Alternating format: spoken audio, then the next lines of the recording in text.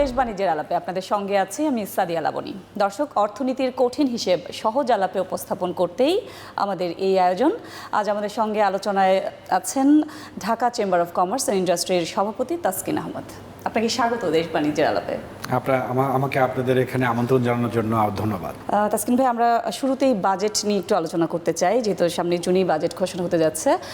সরকার বলছে যে এবার কর ছাড় দেওয়া হবে না, তবে ব্যবসায়ের নীতি সহায়তা বা ব্যবসা সহজ করার যেই প্রক্রিয়া সেই উদ্যোগটা নেওয়া হবে। আসলে কি ধরনের নীতি সহায়তা আপনারা চাচ্ছেন? দেখেন, আমাদের নতুন একটা সরকার, নির্বাচিত সরকার জাস্ট পাওয়ারে এসেছে, 3 মাসও হয়নি, এবং তার উপরে যথেষ্ট আমরা সবাই জানি যে একটা ভঙ্গুর অর্থনীতি ওনারা কিন্তু ইনহেরিট করেছেন। এই সরকারের একটা খুব ক্লিয়ার ম্যান্ডেট হলো যে অর্থনীতিটাকে কত তাড়াতাড়ি ওনারা আরও বেগবান, এবং আমরা যেখানে 6.5-7 চলে গিয়েছিলাম, এটা এখন 4-এর নিচে অবস্থান করছে। তো এটাকে কত তাড়াতাড়ি সামনের দিকে আবার একটা শক্ত অবস্থানে নিয়ে যাওয়া যায়।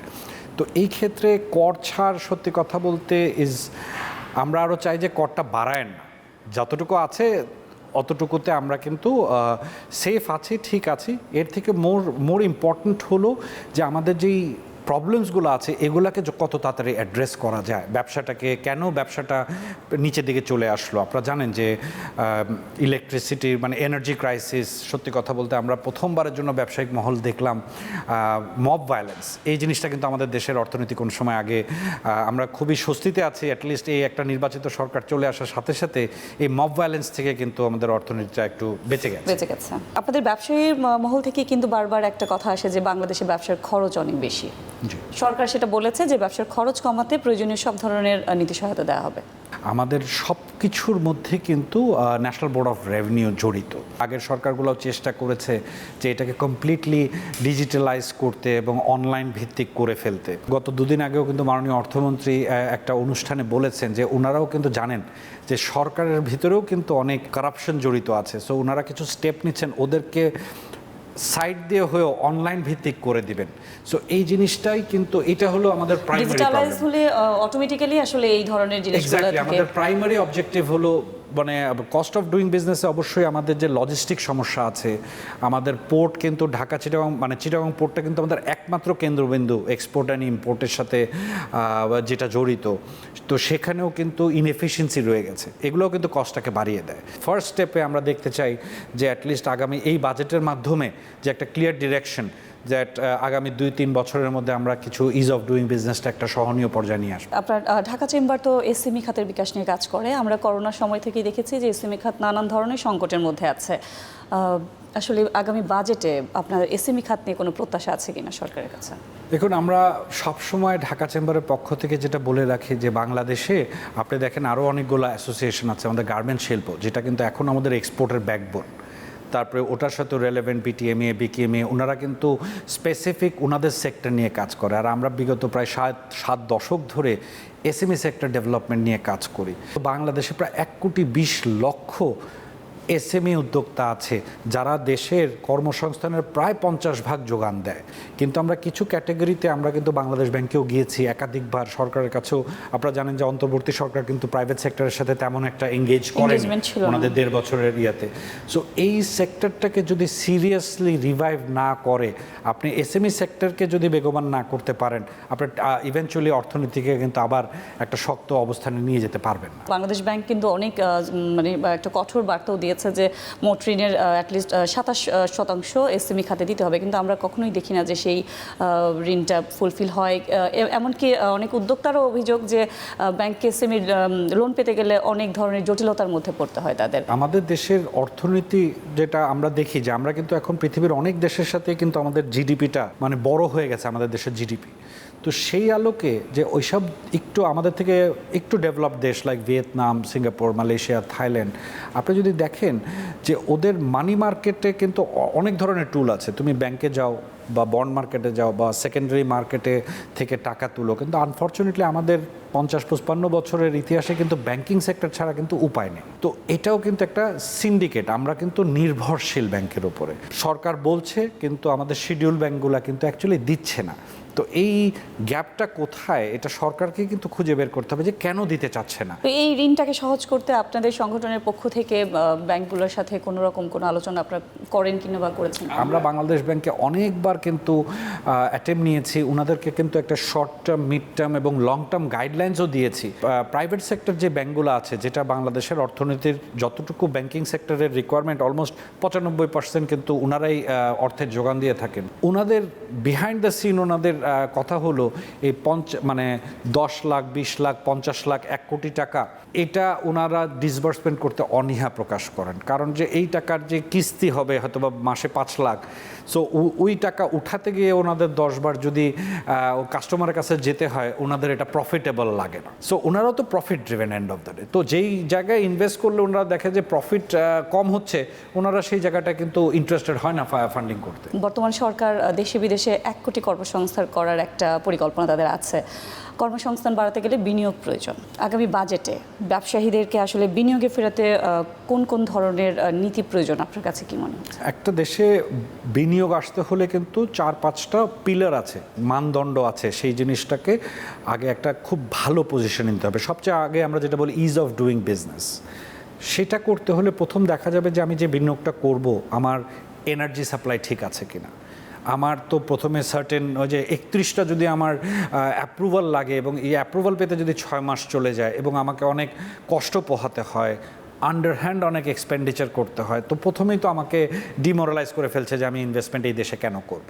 প্রথমত আমি যেটা মনে করব, আমরা তাকিয়ে আছি যে ফার্স্ট ইম্পর্টেন্ট জিনিস হচ্ছে আমাদের এনার্জি সিকিউরিটি। তো আমরা ব্যবসায়িক মহল চাচ্ছি যে অ্যাটলিস্ট এই বাজেটের মাধ্যমে একটা সুনির্দিষ্ট আমরা একটা রোড ম্যাপ পাবো যে আগামী 1 বছরের মধ্যে এই জিনিস করতে হবে, 2 বছর এবং 3 বছরের মধ্যে আমাদের এই জায়গাটায় পৌঁছাতে হবে। এই বিষয়ে যে কথা আসলোই, ব্যবসায়ীদের অনেক ক্ষেত্রে অভিযোগ যে বাংলাদেশে কোনো পলিসি লং টার্ম হয় না। আমরা সবসময় একটা কথা বলি যে দেখেন, আপনার ফরেন ইনভেস্টমেন্ট তো দরকার। যেই দেশের অর্থনীতিতে 99% ইনভেস্টমেন্ট হলো প্রাইভেট সেক্টর, লোকাল ইনভেস্টর, আপনি ওদের যদি প্রবলেম অ্যাড্রেস না করেন, আপনি ফরেনারদের পিছে যতই আপনি দৌড়ান, আপনি ওদের ইনভেস্টমেন্ট নিয়ে আসতে পারবেন না। আপনি যতই গভর্নমেন্ট সেক্টর থেকে আপনি অ্যাড্রেস করেন, সামিট করেন যে আমার দেশে এই আছে, এন্ড অফ দ্য ডে ওই দেশে যারা বিদেশিরা এফডিআই নিয়ে আসবে, ওরা কিন্তু আমাদের থেকে 1 ডিগ্রি স্মার্ট এবং প্রথম কথা কিন্তু আমাদের সাথে বলবে যে তোমার দেশে কি অবস্থা মনে হয়। সো এই জায়গাটায় আমরা অন্তর্বর্তী সরকারের সময় দেখেছি যে একটা বিশাল একটা সামিট হয়ে গেছে, যেখানে আমাদের Bangladeshi private sector was not invited. তো আমরা শুনেছিলাম যে অনেক বিলিয়ন ডলার চলে আসছে, কিন্তু আমরা কিন্তু পরবর্তীতে $1 কিন্তু দেখতে পাইনি। তো সেই ক্ষেত্রে স্বাভাবিকভাবে আমরা আশা করি যে ইনভেস্টমেন্টসের আওতায় আসতে গেলে আপনার মানদণ্ডকে ঠিক করতে হবে। মানদণ্ড যদি ঠিক না থাকে, আপনার যদি ঢাকা চিটাগং, আমরা অবশ্যই বলি যে পদ্মা ব্রিজ ইজ ভেরি জরুরি, কিন্তু আপনাকে তো আগে ইনভেস্টমেন্ট করতে গিয়ে দেখতে হবে। আমরা তো মনে করি আরও 20 বছর আগে ঢাকা চিটাগং এক্সপ্রেসওয়ে হওয়াটা মনে হয় আরও বেশি জরুরি ছিল। কোন জায়গায় ইনভেস্টমেন্ট করলে আমার জিডিপির উপরে এটাকে। আমরা আবারও আলোচনায় ফিরবো, একটা বিরতি নিয়ে ফিরছি। দেখছেন দেশ বাণিজ্যের আলাপ, ফিরছি বিরতির পর।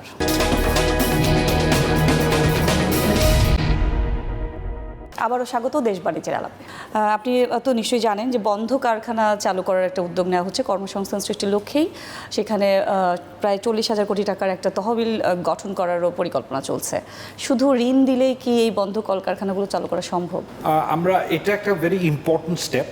প্রথমত আমি যেটা আপনার প্রথম কোয়েশ্চেনটা ছিল যে 1 কোটি কর্মসংস্থান যোগান দেওয়া, তো 1 কোটি আমরা কিন্তু এটাকে কিন্তু খুব পজিটিভলি, গভর্নমেন্টের এই মুভটাকে কিন্তু পজিটিভলি নিয়েছি প্রাইভেট সেক্টর। কারণ বাংলাদেশের প্রায় 90% কর্মসংস্থান কিন্তু প্রাইভেট সেক্টর দেয়। সো আপনার সরকারের যে একটা স্ট্রং ম্যান্ডেট ম্যানিফেস্টোতে আছে যে 1 কোটি কর্মসংস্থান করবেন, তো এটা it's a set for that আমাদের কর্মসংস্থান, যে ব্যবসার অর্থনীতি যে চাপের মুখে অনেক ব্যবসা বন্ধ হয়ে গেছে, ছোট ছোট ব্যবসা বন্ধ হয়ে গেছে, সেগুলোকে চালু করার জন্য সরকার কিছু উদ্যোগ নেবেন। এটা আমরা অলরেডি 3 মাস যেতে না যেতে দেখলাম যে বাংলাদেশ ব্যাংক একটা তহবিল তৈরি করার ব্যবস্থা করছেন। এর সাথে আমরা গত 2 সপ্তাহের মধ্যে দেখলাম যে বাণিজ্য মন্ত্রণালয় থেকে বন্ধ হওয়া সরকারি পাটকল এবং বিভিন্ন জুট মিল ওইগুলো চালানোর উদ্যোগ করছে। যে কোনো একটা সেক্টর না, তো আপনাকে তো বহুভিত্তিকভাবে কাজগুলা করতে হবে। এখন পর্যন্ত আমরা সব কিছুই কিন্তু পজিটিভ মুভ দেখছি।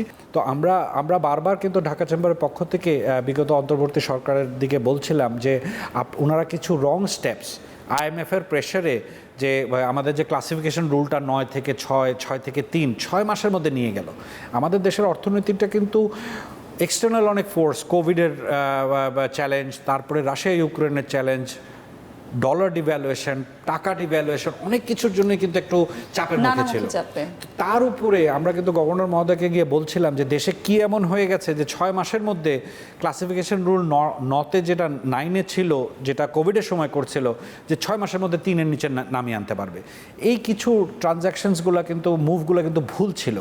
এবং যেহেতু SME সেক্টরে কতগুলা কোম্পানি প্রতিষ্ঠান বন্ধ হয়ে গেছে, এটার কিন্তু কোনো মাপদণ্ড এবং চাবিকাঠি নাই, কিন্তু ওইটার কিন্তু ম্যাক্রো এফেক্টে আমরা দেখতে পেরেছি যে আমাদের দারিদ্র্য সীমার হারে নেমে যাচ্ছে, লোক চাকরি হারাচ্ছে। সো আলটিমেটলি কিন্তু দেশের কিছু কিছু ইয়াগুলো খুব ভুল ডিসিশনস নিয়েছিল আমরা মনে করি। কিন্তু এই যে এখন যেই প্রতিষ্ঠানগুলো আবার চালুর উদ্যোগ নেওয়া হয়েছে, আমরা দেখছি যে এখানে আসলে পোশাক খাতের বিষয়টি বারবার আমাদের সামনে আসছে। আপনার কাছে কি এমন কোনো তথ্য আছে কিনা যে পোশাকের বাইরে আসলে আর কোন কোন খাতের কারখানাগুলো চালুর উদ্যোগ নেওয়া? দেখেন, বাংলাদেশ ব্যাংক ইনিশিয়ালি কিন্তু আপনাদের মাধ্যমে আমরা 3টা মানদণ্ড দেখেছি যে SME সেক্টরের জন্য সার্টেন বরাদ্দ থাকবে, বড় লার্জ কর্পোরেশনের জন্য সার্টেন বরাদ্দ থাকবে। আনফর্চুনেটলি যেহেতু আমাদের মানি মার্কেটে ব্যাংকিং সেক্টর ছাড়া তো আর কোনো উপায় নাই, সো এই ব্যাংকের উপরেই কিন্তু আমাদের আগামী 4-5 বছর সামনের দিনগুলোতে ডিপেন্ড করতে হবে। কিন্তু এই যে বন্ধ কারখানা যেগুলো প্রায় 2-3 বছর ধরে বন্ধ হয়ে আছে, ওগুলো আবার নতুন করে চালু করা আর একটা নতুন ফ্যাক্টরি চালু করা কিন্তু একদমই কাছাকাছি একটা বিষয়। তো সেক্ষেত্রে আসলে কতটা সহজ মনে হচ্ছে? না, কথাটা মানে অনেক ডিফারেন্ট। একটা বন্ধ ফ্যাক্টরি চালু করাটা যত সহজ, নতুন ইনভেস্টমেন্ট করাটা কিন্তু যথেষ্ট চ্যালেঞ্জিং। কারণ প্রথমে আপনার ল্যান্ড লাগবে, ল্যান্ডের পরে আপনার গ্যাস সাপ্লাই, ইলেকট্রিক সাপ্লাই। নতুন ইনভেস্টমেন্ট বা ফ্যাক্টরি চালু করতে কিছু প্রতিবন্ধকতা অন্তর্বর্তী সরকার শুরু করে দিয়ে গেছিল, যেটা অলরেডি কিন্তু আমরা সরকারের কাছে, মাননীয় অর্থমন্ত্রীর কাছেও আমরা অলরেডি অ্যাড্রেস করেছি যে আমার রাস্তার উত্তর পাশে যদি একটা ফ্যাক্টরি থাকে, একটা সার্টেন গ্যাস রেটে, একটা সার্টেন ইলেকট্রিসিটি রেটে কাজ করছে, তো আমি যদি এখন পূর্ব পাশে আরেকটা ফ্যাক্টরি দিতে চাই, ইলেকট্রিসিটি এবং গ্যাসের রেট বলে আলাদা হবে। তো এই বৈষম্য থাকলে তো অ্যাকচুয়ালি নতুন ফ্যাক্টরিগুলো এক্সিস্টিং ফ্যাক্টরির সাথেই কম্পিটিশন করতে পারবে না। তো এইগুলো খুব অসম এবং আমরা মনে করেছি অপ্রাসঙ্গিক এবং ইনএফিশিয়েন্ট মুভ ছিল।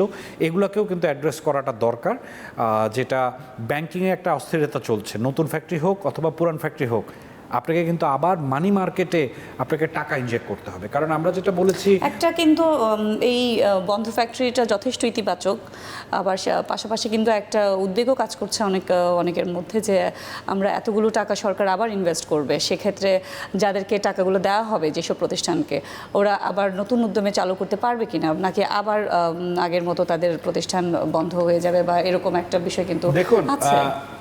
একটা কথা আছে, আমি একটু বলি, নাচতে নামলে উঠান বাঁকা বললে হবে না। আজকে আমরা দেখছি যে 6 লক্ষ কোটি টাকার মতো ব্যাংকিং সেক্টর থেকে NPL দাঁড়িয়ে গেছে। আমরা বারবার বাংলাদেশ ব্যাংকের তদানীন্তন বাংলাদেশ ব্যাংকে অনেকবার নক করেছি, নক করেও সাড়া পাইনি। যে আমরা জানতে চেয়েছি, আমরা শুনলাম অনেক বড় বড় পলিটিক্যালি ব্যাকড কিছু প্রতিষ্ঠান লক্ষ লক্ষ কোটি টাকা নিয়ে চলে গেছে। তো ওরা টোটাল যারা আমরা সকল উদ্যোক্তারা ব্যাংকের থেকে টাকা নিয়েছি তার কত পার্সেন্ট? যদি দেখা যায় যে লেস দ্যান 1% লোক দেশের NPL এর 60% নিয়ে চলে গেছে, তো বাকিরা তো যারা ক্ষুদে ব্যবসায়ী, 50 লাখ, 1 কোটি টাকা, 5 কোটি টাকা ব্যাংকের মূলধন নিয়ে যে কাজ করেছে, আপনি যদি সবাইকে এক কাতারে ফেলে দেন তাহলে তো এটা মানে ঠিক হবে না, ফেয়ার হবে না। তো আমরা যেটা বলতে চাই যে এই বিগত 3 থেকে 4 বছরে, সত্যি কথা বলতে 24-এর গণ অভ্যুত্থান, ওই সময়ও কিন্তু 4-5 মাস কিন্তু একটা দেশের অর্থনীতি কমপ্লিটলি স্থবির হয়ে গেছিল। টাকা 41% ডিভ্যালু করেছে, মানুষের কিন্তু চলতি মূলধন জিরো হয়ে গেছে, নেগেটিভে চলে গেছে। এটা তো আপনাকে করতেই হবে। অ্যান্ড আনফর্চুনেটলি এটার মধ্যে যদি 2-4% দুষ্টু উদ্যোক্তা চলে থাকে, এটা সরকারকে কিন্তু স্মার্টলি এখন ইনভেস্টমেন্ট যেই করতে হবে। তালিকাটা করা হচ্ছে, বাংলাদেশ ব্যাংক একটা তালিকা করছে বন্ধ কলকারখানা যেগুলোকে পুনরুত্থান করা হবে, এই তালিকাটার ক্ষেত্রে আসলে কোন কোন বিষয়গুলো বিবেচনায় নেওয়া উচিত?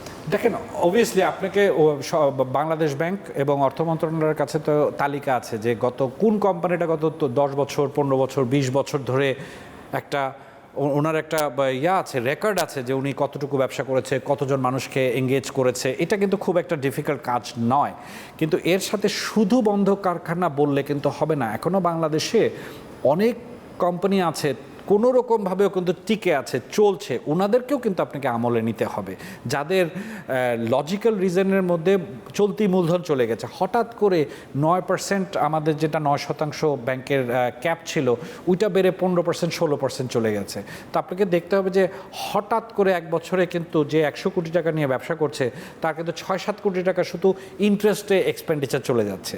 তো এই পুরো ব্রডার অ্যাসপেক্টে শুধু বন্ধ কারখানা বললে হবে না।